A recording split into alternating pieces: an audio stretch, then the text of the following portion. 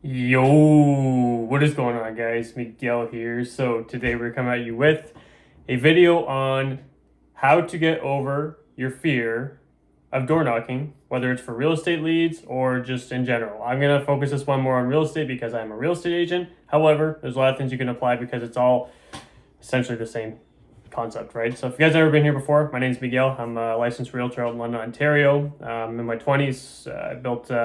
I'm in the middle of building a team right now. I've been licensed since April 2022, so that's when the market shifted, and it's been very well for me. Like I've done very successful since, and I have built my whole entire business through door knocking.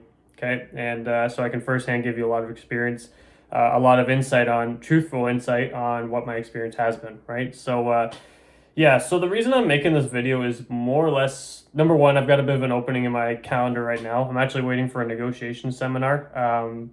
So it's a little bit of a weird break in my day because I don't want to do it in my car where I have to sit in my car for 2 hours. I'm just going to do it at my home office. And then I'm actually going to go door knocking. I got a couple listing appointments I got to go on. So, but yeah, for now, I've got about a 10-minute break to actually get a video in because I do want to commit to doing more videos. But the reason why I decided to do this topic, funny enough, the fear of door knocking. Okay, there's a reason why you guys should listen in because, funny enough, I have had this channel literally since I started, and it has actually never crossed my mind to make a video on the fear of door knocking and how to get over it because for me, I'll be 100% honest, I've actually never ever had a fear of door knocking, nor has it ever actually crossed my mind.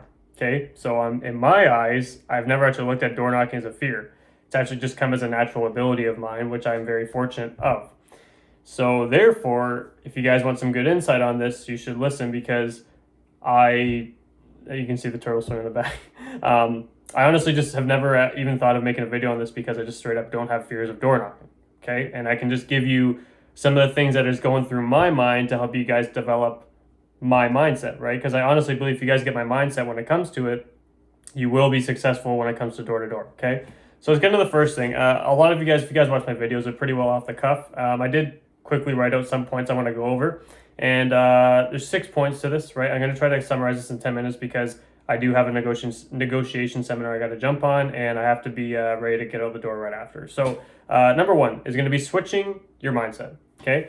What do I mean by this? So I think the biggest challenge when people have fear of going door knocking is, I'm going to be bugging people or they're just ultimately scared to just talk to a stranger, okay? I totally understand. And at the same time, you have to have this idea in mind, or this mindset at top of mind all the time, okay? And that is, I'll ask you guys this question. When you think of a hardworking real estate agent, or generally speaking of the public, what does the general public see as a hardworking real estate agent in 2025? Is it someone who makes a lot of fancy videos?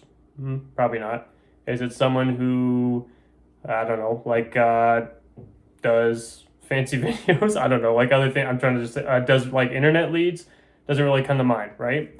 What do people see? What does the general public see as a hardworking real estate agent? Okay, there's two things. Number one, open houses, right? Sellers. I like people who do open houses, but number two, which is the biggest one, is door knocking. Real estate agents who door knock are perceived as a hardworking real estate agent. What does the seller want in 2025?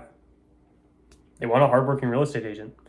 Have that at the top of your mind all the time, that when you're door knocking, the only thing you got to understand is you are perceived as a hard-working real estate agent. Now, I'll put it this way. I'm here in London, Ontario, and my average price point's about like median price points, it's like 600 on the dot, but our average price point's like 650, something like that. We have a pretty solid price point because we're pretty close to Toronto. However, there are some parts of London where door knocking may not be perceived as much to the public, where they're going to look at it where it's like, okay, I work blue collar, right? So if you're talking about a blue collar neighborhood, some of them straight up may not see the hardworking efforts as a door-to-door salesman as you would in a higher end neighborhood. Why is that? Well, a lot of them are working blue collar, hardworking jobs. I came from blue collar, right? Me, I didn't really see door knock as a hardworking trait. I just have that in my blood, right? Now, this is why you'll go to some of these lower end neighborhoods who, in my experience, there's a company called PC275. They have a pretty solid market share in some of these lower end price points, some in the East End anyways. And I think that's a big portion because they don't really perceive some agents as hardworking. That's okay. you don't want to work with those people anyways, right? You want to work with people who perceive you as a hardworking real estate agent and are going to pay you for your value's worth. Okay. So when you go to a lot of these higher price points, especially like average to higher price points, especially in the higher price points, where do you think a lot of those people started? There are a lot of business owners, right? And a lot of them started door knocking, finding leads, cold calling. Like a lot of that stuff happened there, and they all respect it, right? So especially when you go to the higher end neighborhoods, don't feel bad because they actually respect it. Like the wealthier honestly respected the hustle for sure. So always have that in mind that the general public is going to see someone door knocking as a hard working real estate agent. You can even put it on your social media and stuff that they will be like, oh, this guy's out door knocking. I want to work with this guy. Okay. The other thing you have to have in mind, this is what I always keep on top of mind. So I'll give you an example. So I'll put it out. Basically, always have the mindset that although never have the idea that you're bugging someone, just keep in mind that it's a numbers game, but your main goal is to find the person who needs your services. Okay, and I'll give you an example of how I break this down. So this year I started implementing door knocking like later into the night, right? Like I would go further, like later into like maybe 8, maybe 9, 8, like 8 to 9, depending, to look for some more motivated people, right? And the way I thought of it was, okay, I could knock on someone's door who has a young kid that they've got to put to sleep, not like, not put them down, like get the baby to sleep by like maybe 7:38. So if I knock on their door or they're in the middle of dinner or something, I might upset someone. However, if you knock on someone's door and you hit them at the right time where they're like, oh, we're actually really thinking of selling, or they've got to sell, what do you think is going to be on the top of their mind when you knock on the door? It's going to be, wow, this guy, it's like 7:30 p.m. at night. This guy, I need a real estate agent. This guy's out knocking doors, and most real estate agents are either at the bar with their kids, and this kid's just out door knocking, and it's like almost my bedtime. Like, what's going on here? This guy is obviously hardworking. Would you agree that seller is gonna want to work with you at that point and see that as an absolute? They'll probably never forget that, right? They're probably never gonna forget the fact that you just went, and that's what I'm seeing, right? When I go, that's the mindset I developed when I went door to door at later times, right? Because my biggest concern was if I go door to door and it's like past 7 p.m., even past 6 p.m., even past 5 p.m., right? I'm gonna be hitting people at dinner time, right? The reality is, if I hit someone who really needs my services, they are really gonna up my scale on value because they're seeing me out door knocking at like 7 to 8 p.m. when everyone else is at home literally doing nothing or with their family, right? So keep that top of mind that you, number one, you're perceived as a hardworking agent. Number two, if someone really needs your services, they're going to really value that. Like you could literally charge them whatever commission. They'll be like, yeah, this guy's a hardworking agent. I respect it, right? Because if they need your services, they're going to need you. Keep in mind, you might run into some people that are like, oh, I just put my baby down. Like, so sorry about that. I fully understand. Just curious if you have any plans to buy, sell, invest. That's it, right? Nothing's going to happen. No one's going to beat you up or anything. Just understand that it's a numbers game. There's going to be some no's to get to a yes, which gets me into my next point. Point number 2, always expect a no, right? So always expect that when you knock on someone's door, always be ready for a yes as well. But that comes from scripts and role play, right? But always expect the no. And what do I mean by that? Well, always expect that someone's gonna off the bat just be like, no, right? I don't need your services. Or like, yeah, I'm not interested, right? Or maybe they say not interested and slam the door. No problem. Go to the next one. It is a numbers game. Always expect the no because that's what's going to open up. A no just opens up the conversation, right? If they say, no, I'm not interested, but they're hanging around, guess what? You've got an opportunity to get more information because you can ask so much information. Guys, the beauty about door knocking, I was actually just listening to, I'm listening again to the audiobook by Roger Dawson, Power Negotiating.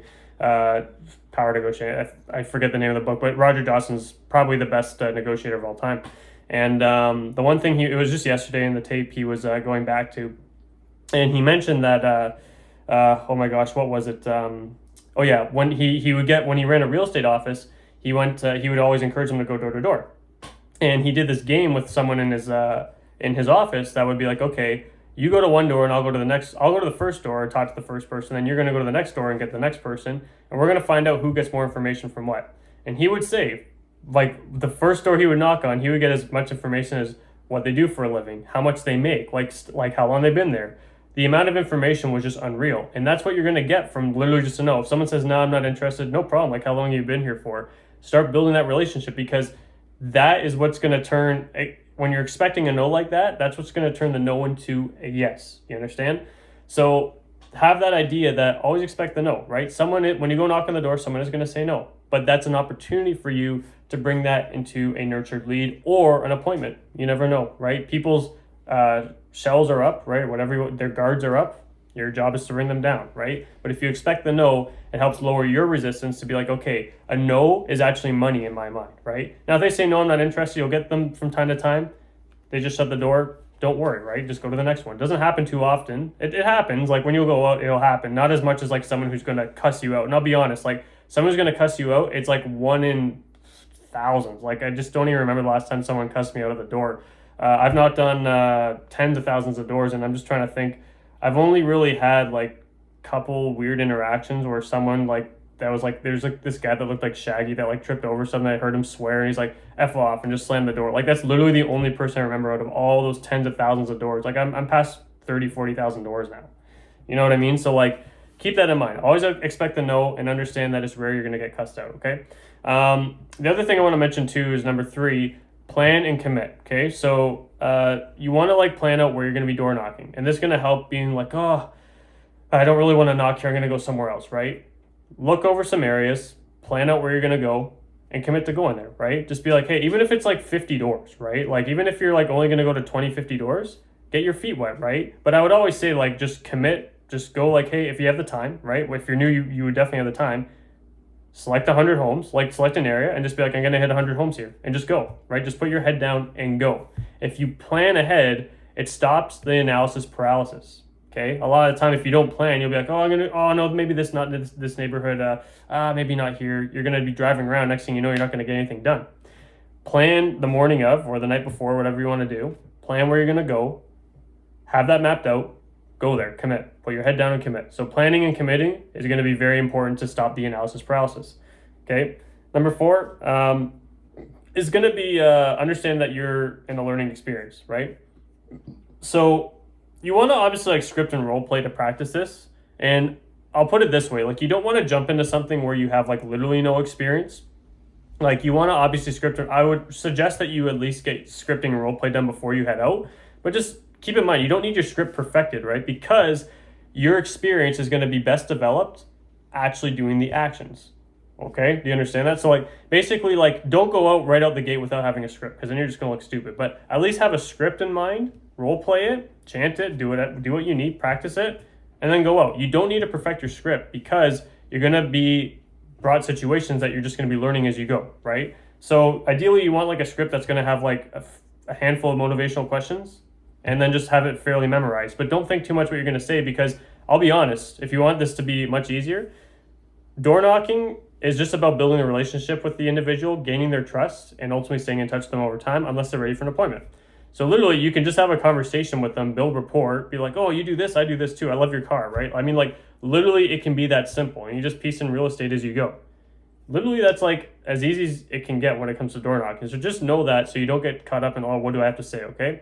So make sure you script and role play before you go out, but you don't have to have it perfected, because your general experience is going to come from the experience you have talking to people. That's going to be your best form of role play, right? Because you're going to get a lot of different objections, stuff like that. The conversation is going to get shifted, all that kind of stuff, right? Practice makes perfect, okay? Lastly, I believe I'm going to stop it at this one. It's going to be understand that it's not you, it's whatever's going on with them, right? And what I mean by this is when you knock on someone's door, you have no idea what's going on in their life, right? They could have literally just put their dog down. They might have someone who just got sick in the family. When you knock on, or maybe there's a sleeping baby that you just woke up, right? It happens from time to time. It's all good. But just understand, if someone ever does get frustrated at you, it's not because of you. It's because of what's going on behind that door, because you have no idea what's going on behind that door. Is it rare it does happen where someone gets frustrated? Yes, like I just mentioned, it's very rare. However, you never know what mindset they're in. So all you can do is control your own. So always approach the door professional, have a step back, have a nice smile on your face, be reasonable, never argue, right? And just understand that it's never you, it's whatever's going on behind that door. It's really all I have to say about that, right? Because I kind of touched on that, where it's rarely ever you're going to have someone who's going to get mad at you because of that, right? Finally, I'm going to make this one real quick. Just know what your why is, right? Why are you doing this? How much money do you want to make? Right? I'll give you my personal example, right? So we're already into the second half of the year. I've already made enough money this year and clear to close, where I have enough to keep me afloat for this year already, right? All the remaining funds that are going to go in are going to support my funds for funding for next year. I have it all laid out, and this is exactly what I want, right? I want to buy my girlfriend a new car, right? I know it's kind of time for her to get a new car. I want to buy her a new car in cash, right? I want to put over $100,000 into my corporate, to one of my corporate savings, right? I have another savings thing. I want to pay off a 10% of the mortgage, right? I also want to put money away from the mortgage. That's all equating to about $250,000. And I know by having that, I can be like, okay, if I just push for the next 3 months, I'm going to be able to close out another $250,000 because I was able to get more than that from the first half of the year, right? So those piece by piece, I know financially what I need to my goals and why I'm doing this, which ultimately I'm doing this because I want to tell everyone my story of building a business from door knocking. And I also know that the more doors I knock on is the more people who are going to know about me, right? If you're not doing enough business because not enough people know about you, how do you solve that problem? Knock on as many doors as you possibly can. Okay? I hope this helps, guys. That's kind of my video on how do you get over the fear of door knocking. If you guys have any questions, leave them in the comments. We'll see you guys in the next one. Peace.